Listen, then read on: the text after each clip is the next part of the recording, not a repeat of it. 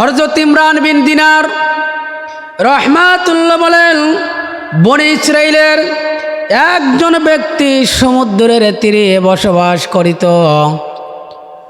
ওই সমুদ্রের তীরে যখন উনি বসবাস করেন, এমন সময় চিৎকার দিয়ে ওই লোক বলতেছে, ও মানুষেরা তোমরা শুনে রাখো, ও মানুষেরা তোমরা শুনে রাখো, মানুষের প্রতি জুলুম করিও না। মানুষের প্রতি যারা অবিচার করে, মানুষের প্রতি যারা জুলুম করে, তারা আমাকে তোমরা দেখো, আমাকে দেখে তোমরা শিক্ষা গ্রহণ করো, আমার থেকে তোমরা শিক্ষা গ্রহণ করো। হযরত ইমরান বিন দিনার রাহমাতুল্লাহ বলেন, আমি তার কাছে গেলাম। আমি তার কাছে গিয়ে বললাম, ভাইজান আপনার কি হয়েছে, আপনি চিৎকার করে বলেন কারণটা কি? বলতেছে, তাহলে ঘটনাটা শোনেন। ঘটনা হলো, আমি একজন সিপাহী ছিলাম, সরকারি চাকরি করি, আমার ক্ষমতা আছে, যা খুশি আমি তাই করি। এই জন্য আমার ক্ষমতার বলে আমি একদিন চলে গেলাম একজন জেলের কাছে। জেলে নদীতে জাল ফেলিয়েছে। নদীতে যখন জেলে জাল ফেলিয়েছে, আমি তার কাছে গেলাম। যাওয়ার পর আমি লক্ষ্য করে দেখলাম ওই জেলের জালে একটা বড় মাছ উঠিয়াছে। আমি তখন জেলেকে বললাম, তোমার মাছটা আমাকে দিয়ে দাও, এই মাছটা আমার খুব পছন্দ হয়েছে। জেলে বলতেছে, এত সুন্দর মাছ আমার জালের পূর্বে কখনোই পড়ে নাই, এই জন্যে তোমাকে মাছটা আমি দিব না, মাছটা আমি বাড়িতে নিয়ে যাব। জেলে যখন বলে মাছ আমি বাড়িতে নিয়ে যাব, আর ওই সিপাহী বলতেছে মাছ আমি নিব।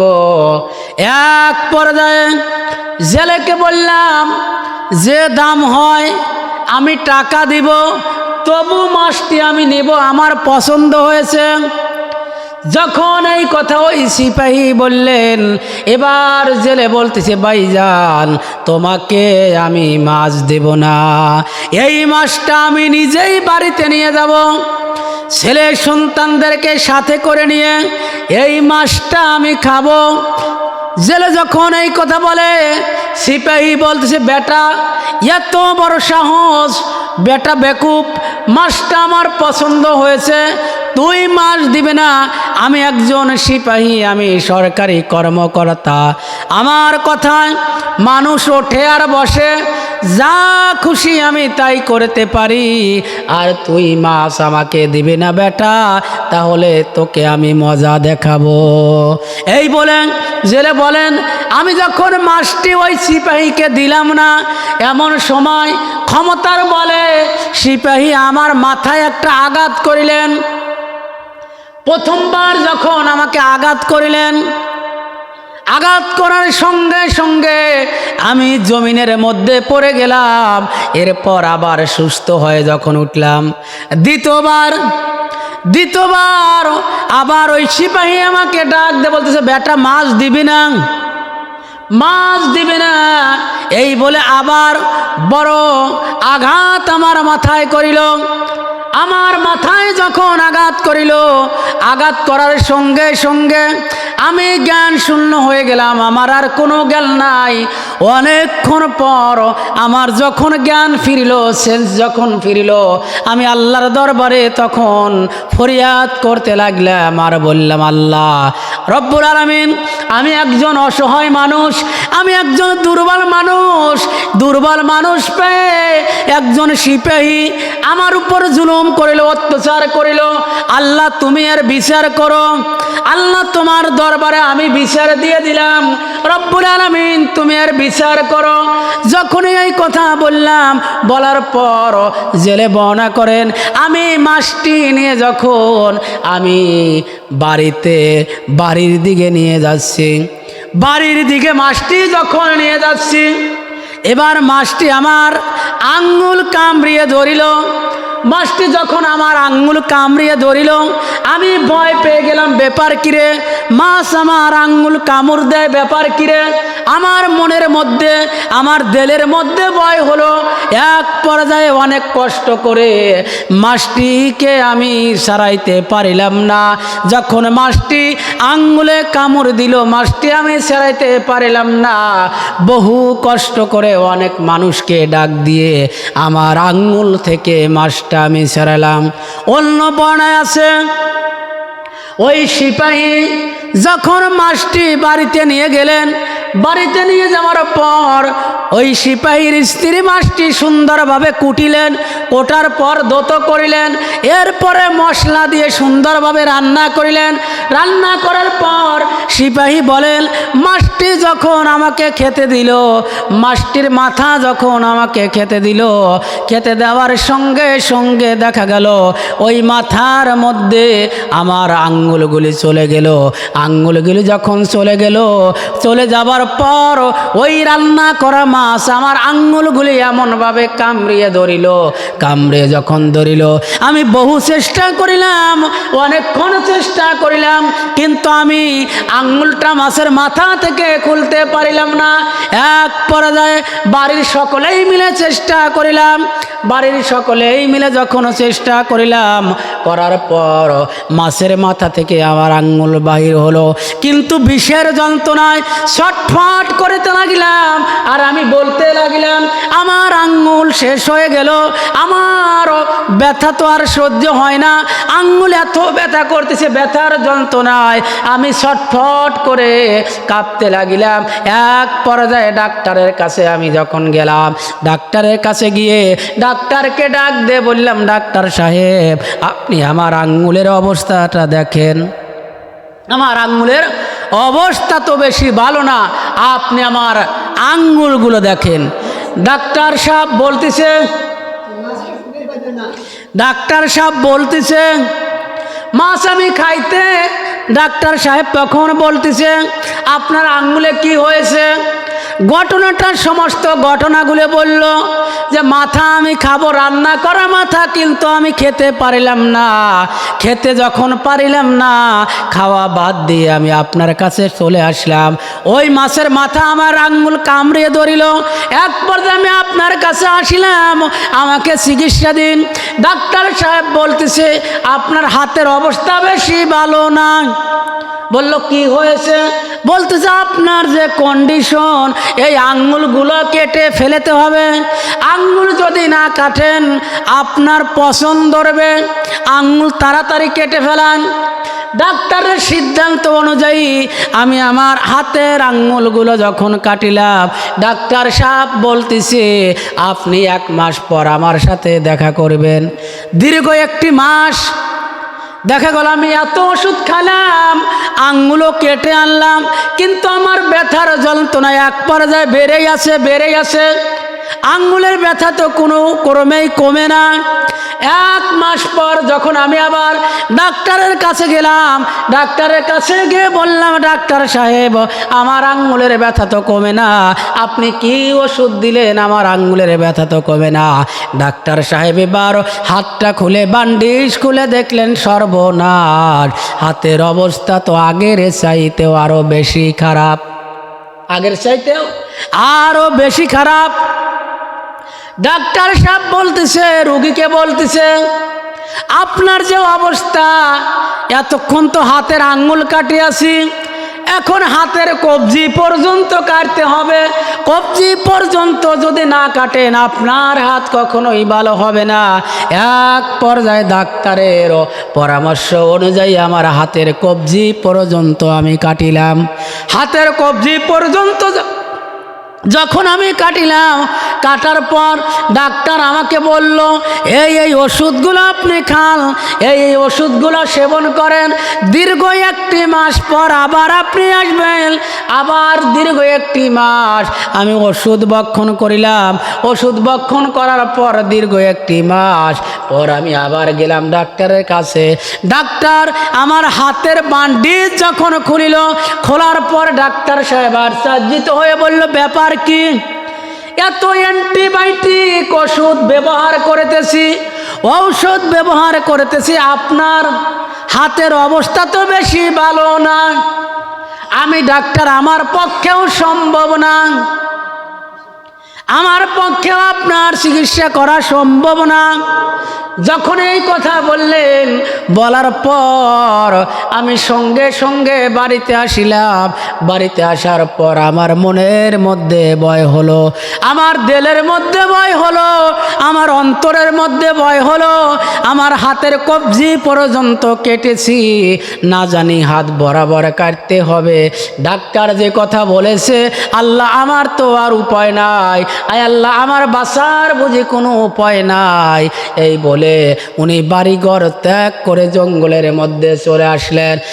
এক পর্যায়ে জঙ্গলের মধ্যে যখন চলে আসলেন, জঙ্গলের মধ্যে আসার পর দেখা গেল চোখের মধ্যে একটু ঘুম এলো। চোখের মধ্যে যখন একটু ঘুম এসে গেল, ঘুম এসে যাওয়ার পর আমি স্বপ্নে যোগে দেখতে পেলাম আমার কাছে একজন ফেরেশতা এসে বলতেছে, ও আল্লাহর বান্দা, এইভাবে পর্যন্ত তুমি হাত কাটতে কাটতে তোমার পুরো শরীর যদি কেটে যায় তাহলে তোমার অসুখ ভালো হবে না। আমি স্বপ্নের মাধ্যমে বললাম, তাহলে আমি কি করব? স্বপ্নের মাধ্যমে আমি ওই ফেরেশতাকে বললাম, ওই ফেরেশতা বলতেছে, তোমার যে অবস্থা, তাহলে তুমি চিন্তা করে দেখো, তুমি একজন জেলের কাছ থেকে অন্যায়ভাবে জুলুম করে যে একটি মাছ আনিয়েছিলে, এই মাছ আনার কারণে ওই ব্যক্তি আল্লাহর কাছে কি দোয়া করেছে জানি না, কি দোয়া করেছে, ওই দোয়া আল্লাহ পাক কবুল করেছে। যতদিন পর্যন্ত ওই জেলের কাছে না যাবে, ততদিন পর্যন্ত জেলে যতদিন পর্যন্ত মাফ না করিবে, ততদিন পর্যন্ত আল্লাহ পাক তোমার হাত ভালো করবে না। তোমার হাত ততদিন পর্যন্ত ভালো করিবে না। অন্যায় করেছো, তুমি জেলের কাছে গিয়ে মাপ চাও, জেলের কাছে গিয়ে মাপ চাও। ডাক্তারের কাছে যতই যাও, ডাক্তার তোমার রোগ ভালো করতে পারবে না, চলে যাও জেলের কাছে। আমার ঘুমটা ভেঙে গেল। আমার ঘুম যখন ভেঙে গেল, আমি সঙ্গে সঙ্গে চলে গেলাম নদীর তীরে। যে তীর থেকে আমি মাছ আনিয়েছিলাম, ওই নদীর তীরে আমি আবার চলে গেলাম। নদীর তীরে যাওয়ার পর অনেক খোঁজাখুঁজি করে দেখলাম জেলে তো কোথায় পাওয়া যায় না, জেলে কোথায় গেল। এক পর্যায়ে খোঁজাখুঁজি করতে করতে আমি নদীর তীরে আবার সুন্দরভাবে বসে রইলাম আর চিন্তা করতে লাগলাম, আল্লাহ ওই জেলেকে কখন পাবো? যতদিন পর্যন্ত না জেলেকে না পাবো, ততদিন পর্যন্ত এই সমুদ্রের তীর থেকে আমি কখনোই চলে যাব না। এক পর্যায়ে আমি খোঁজাখুঁজি করতে লাগলাম। খোঁজাখুঁজি করতে করতে আমি দেখলাম ওই জেলে সুন্দরভাবে নদীতে জাল ফেলিয়ে আছে।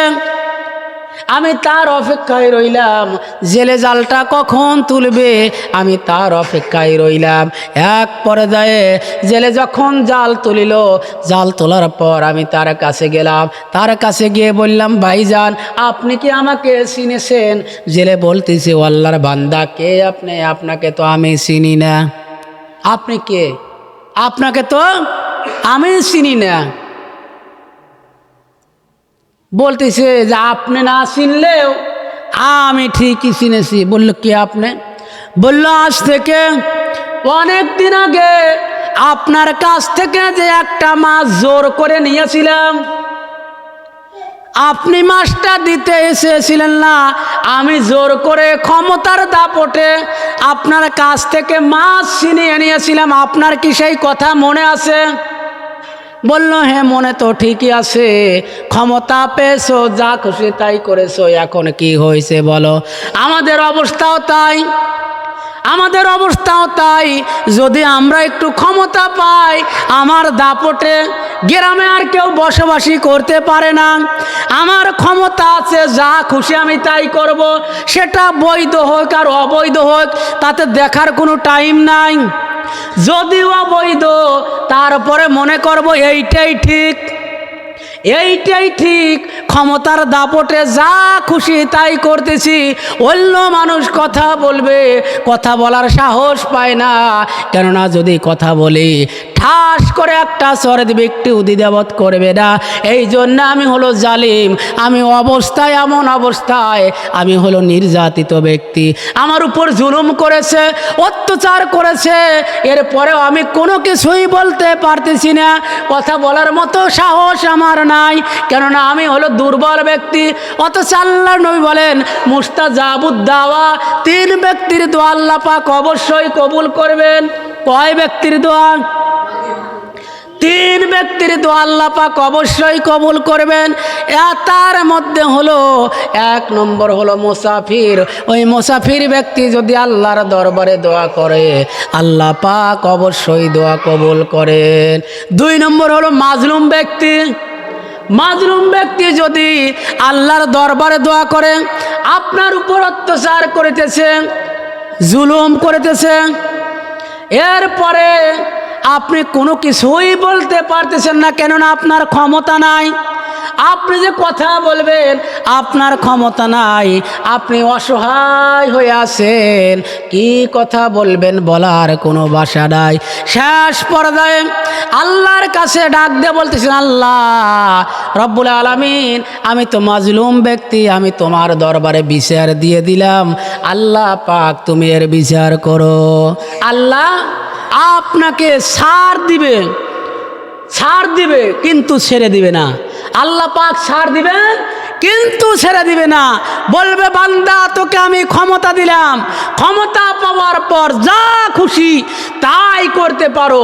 নমরুদ, ফেরাউন, হামান, কারুন, এদেরকে আল্লাহ পাক ক্ষমতা দিয়েছিলেন। ক্ষমতা দেওয়ার পর এমন অবস্থা হয়েছিলেন যা খুশি তাই করেছে। মানুষ অত্যাচার অতিষ্ঠ হয়ে কোনো কথাই তাদের সামনে বলতে পারে নাই, কোনো কথাই বলতে পারে নাই। মুখ দিয়ে যে বাহির করবে যে এই কাজ করা যাবে না, এ কথা বলারও তাদের সাহস ছিল না। কিন্তু আল্লাহ পাক যখন নমরুদ, ফেরাউন, কারুন, হামান, সাদ্দাতকে যখন ধরিলেন, ধরার পর এমন অবস্থা করিলেন, করার পর দেখা গেল আর তাদের সুযোগ দেওয়া হলো না। এই জন্য আমার আল্লাহ পাক বলেন, বান্দারে তোদেরকে আমি ছাড় দেই কিন্তু ছেড়ে দেই না, ছাড় দেই ছেড়ে দেই না। এখন ক্ষমতা আছে, যা খুশি তাই করো। 2 দিন পর আমার কাছে আসবে, আমার কাছে আসার পূর্বেই এই ক্ষমতা তোমার থাকবে না, দুনিয়াতেই ক্ষমতা শেষ হয়ে যাবে। তারপরে তুমি জনগণের উদ্যম মাধ্যম খাবে। এরপরে যখন 3.5 হাত মাটির নিচে আসবে তখন ঠিক বুঝতে পারবে। সম্মানিত উপস্থিতি, এরপর ওই সিপাহী বলতেছে, আমি যখন জেলের কাছে গেলাম, জেলের কাছে গিয়ে বলতেছি, ভাইজান আমাকে আপনি চেনেন নাই? বলতেছে না, আমি আপনাকে চিনি নাই। বলতেছে, অনেক দিন আগে আপনার কাছ থেকে একটা মাছ জুলুম করে নিয়েছিলাম, আপনি মাছটা দিতেই চাললাম। এরপরে আমি, আমার ক্ষমতা ছিল, একজন সিপাহী ছিলাম, যার কারণে অন্যায়ভাবে অবৈধভাবে মাছটা আমি আনিয়েছিলাম। আনার পর ওই মাছটা আমি যখন রান্না করিল, রান্না করার পর ওই মাছের মাথা যখন আমি খাবো, কিন্তু লক্ষ্য করে দেখলাম মাছের মাথার মধ্যে আমার আঙ্গুলগুলো ঢুকে গেল। এক পর্যায়ে অনেক চেষ্টা করে যখন আঙ্গুলটা ছাড়ালাম, এরপর ডাক্তারের কাছে গেলাম, সমস্ত ঘটনাগুলি বলল। সমস্ত ঘটনাগুলি বলার পর তারপরে হাতটা বাহির করে জেলেকে দেখালো, ভাইজান দেখেন। ডাক্তারের কাছেও আমি গেলাম, ডাক্তার আমার সর্বপ্রথম আঙ্গুল কাটিল, আঙ্গুল কাটার পর হাত কাটিল, কবজি কাটিল। এরপর বলতেছে, আপনার যে অবস্থা, সারা শরীর যদি আপনার কাটা হয় এরপরেও আপনার রোগ ভালো হবে না। কি রোগ হয়েছে আমার আল্লাহ ছাড়া আর কেউ জানে না। আমি ডাক্তার, কি রোগ হয়েছে? আমি বহু মানুষের চিকিৎসা করেছি, কিন্তু আপনার কি রোগ হয়েছে আমি বলতে পারিলাম না, বলতে পারিলাম না। তখন বলল, আপনার হাতটা বাহির করেন। সর্বনাশ, হাত যখন বাহির করিলেন, হাত বাহির করার পর ওই জেলে তো আর চার্জিত হয়ে গেছে, আল্লাহ মানুষের অবস্থা কি এই হতে পারে, মানুষের এই অবস্থা হতে পারে। তখন ওই সিপাহী বলতেছে, জেলেকে বলতেছে, আপনি আল্লাহর দরবারে কি দোয়া করেছিলেন? আল্লাহ পাক আপনার দোয়া কবুল করেছেন, যার কারণে আমার এই অবস্থা। বলতেছে, ভাইজান আমি কোনো দোয়া করি নাই, আমি তখন আপনার যখন ক্ষমতা ছিল, আপনি যখন আমার মাসটা নিয়ে গেলেন, আমি আল্লাহর দরবারে দোয়া করলাম, আল্লাহ আমি তো মাজলুম ব্যক্তি, মাজলুমের দোয়া অবশ্যই আল্লাহ পাক কবুল করেন। আমি বললাম, আল্লাহ তুমি এর বিচার করো। শুধু এতটুকু আল্লাহর দরবারে বলেছিলাম, আল্লাহ পাক দোয়া কবুল করেছেন, এখন তার বাস্তব ফলাফল দেখতে পাচ্ছি। বললো, এখন কি করব? বললো, আল্লাহর কাছে আবার দরখাস্ত করেন, আল্লাহ যেন আমার হাত ভালো করে দেয়। বান্দার দয়া হয়েছে, জেলের দয়া হয়েছে। জেলে তার করুণ অবস্থা দেখে বলতেছে, আল্লাহ এখন তো তোমার কাছে আবার ফরিয়াদ করতে হবে। ওই যে ঘটনার মধ্যে দেখলাম, আল্লাহ নবী ইব্রাহিম আলাইহিস সালামের ঘটনার মধ্যে দেখলাম যে বিবি সারাকে নিয়ে যখন উনি চলে যাচ্ছিলেন, তখন যে ওই দেশের যে জালিম বাদশাহ, ওই জালিম বাদশাহ সারার সাথে খারাপ কাজ করার জন্যে বারংবার চেষ্টা করেছিলেন। তখন তিনি আল্লাহর দরবারে ডাক দিয়ে বলেছেন, আল্লাহ তুমি আমার দোয়া কবুল করো, এই জালিম বাদশাকে তুমি পা যেন না বাড়াইতে পারে, পা তুমি জমিনের মধ্যে আটকিয়ে দাও। আল্লাহ পাক সঙ্গে সঙ্গে তার দোয়া কবুল করেছিলেন। এরপর অনেক কাকুতি মিনতি করে বললেন যে আমাকে একটু ভালো করে দাও, আমি আর খারাপ কাজ করব না। দেখা গেছে যতই দোয়া করে, দোয়া কাম হয় আবার যায়, দোয়া কাজ হয় আবার যায়। এক পর্যায়ে, লাস্টের পর্যায়ে বলতেছে, তুমি যদি এইভাবেই করো, আমি আর দোয়া আল্লাহর দরবারে দোয়া করব না। আল্লাহর দরবারে যদিও দোয়া করি, আল্লাহ পাক আমার দোয়া আর কবুল করবেন না, তোমার মতলব বেশি ভালো না। জেলে দোয়া করতেছে, আল্লাহ রব্বুল আলামিন আমার দোয়া কবুল করো, এই সিপাহীকে তুমি ভালো করে দাও। যখন এই দোয়া করিলেন, দোয়া করার সঙ্গে সঙ্গে দেখা গেল ওই সিপাহীর হাতটা ভালো হয়ে গেল, তার হাতের মধ্যে থেকে অনেকগুলো পোকা বাহির হলো, অনেকগুলি পোকা বাহির হলো। এক পর্যায়ে হাতটা ভালো হয়ে গেল। হাতটা যখন ভালো হয়ে গেল, এবার ওই জেলে বলতেছে, ভাইজান আল্লাহ পাক তো আপনাকে পরীক্ষা করেছে, তাহলে একটা কাজ করেন, আমার ঘরের মধ্যে 30,000 দিনার আছে, এই 30,000 দিনারের 15,000 দিনার আমি আপনাকে দান করব, আপনি আপনার প্রতিবাসীকে দান করবেন, আর আপনি কিছু রাখবেন, যেহেতু আপনার অনেক খরচ হয়েছে। এই কথা বলার পর এবার 30,000 দিনারের মধ্যে 15,000 দিনার যখন ওই সিপাহীকে দান করে দিলেন, আর বললেন আপনার প্রতিবেশী যারা আছে তাদেরকে দান করো, তাদেরকে দান করো। আল্লাহ পাক বললেন, বুঝাইতে চাইলেন, বান্দারে আমি আল্লাহ হলাম সবচেয়ে ক্ষমতার অধিকারী, আমি আল্লাহ।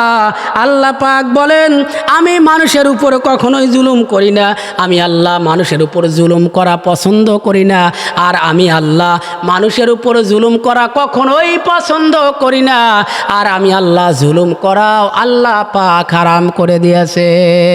আল্লাহ পাক বলেন, আমি বান্দার উপর কখনোই জুলুম করি না, আর বান্দার উপর জুলুম করবও না, যেটা বিচার সেইটাই করব, ইনসাফ ভিত্তিক বিচার আমি করব, আমার বিচারের মধ্যে কোনো কার্পণ্যতা হবে না। আমি হলাম ক্ষমতার অধিকারী, আমি জুলুম করিও না, আমি আল্লাহ পাক কাউকে জুলুম করার জন্যেও অনুমতি দেই না। এই জন্য মানুষকে বলা হয়েছে তোমরা কারোর উপর জুলুম করো না, কিন্তু ক্ষমতা পাওয়ার পর যা খুশি তাই করবেন। আল্লাহ পাক বলেন, আমি ছাড় দেব, কিন্তু কখনোই ছেড়ে দেব না। সম্মানিত উপস্থিতি, এরপরে বলেন, তোমরা সবাই পথভ্রষ্ট, আমি যদি তোমাদেরকে হেদায়েত না করিতাম। আল্লাহ পাক বলেন, তোমরা সবাই পথভ্রষ্ট, আমি আল্লাহ যাকে হেদায়েত দান করব সেই কেবল হেদায়েতের হবে, আর যাকে আমি আল্লাহ হেদায়েত দান করব না সে কখনোই হেদায়েত প্রাপ্ত হবে না। আল্লাহ পাক বলতেছে, হেদায়েত হলো আমার হাতে। তাই যদি হতো, আল্লাহ রসুল আবু জাহালকেও বহুবার কালেমার দাওয়াত দিয়েছে, কিন্তু সে কি হেদায়েতের পথে আসিয়াছে? সে হেদায়েতের পথে আসে নাই। তারপরে আপনার নবী করিম সাল্লাল্লাহু আলাইহি সাল্লাম আবু জাহেলকে দাওয়াত দিয়েছেন, আবু লাহাবকেও দাওয়াত দিয়েছেন, এরা হেদায়েতের পথে আসে নাই। আল্লাহ নবীকে বলা হলো, ইয়া রাসূলুল্লাহ, ইয়া হাবিব আল্লাহ, হুজুর আপনার দায়িত্ব হলো বাল্লিগু আন্নি ওয়ালাউ আয়া, আপনার দায়িত্ব হলো পৌঁছে দেওয়া। হেদায়েত করার মালিক আমি রব্বুল আলামিন। হেদায়েত আপনার হাতে নয়, হেদায়েত হলো আমি রব্বুল আলামিন, আমার হাতে হেদায়েত। আমি যাকে খুশি তাকে হেদায়েত দেব, আর যাকে খুশি তাকে পথভ্রষ্ট করব। তারপরে বলতেছেন তোমরা সবাই ক্ষুধার্ত, আমি যদি খাওয়াই তবেই গা তোমরা খাও, আর আমি আল্লাহ যদি না খাওয়াই তাহলে তোমরা কখনোই রেজেক পাও না। আল্লাহ পাক বলতেছে তোমরা সবাই ক্ষুধার্ত, আমি যখন তোমাকে খাবার দেব তখনই তোমরা রেজেক পাবে। যতক্ষণ পর্যন্ত তোমাদেরকে খেতে না দেব ততক্ষণ পর্যন্ত তোমরা খেতে কখনোই পারবে না।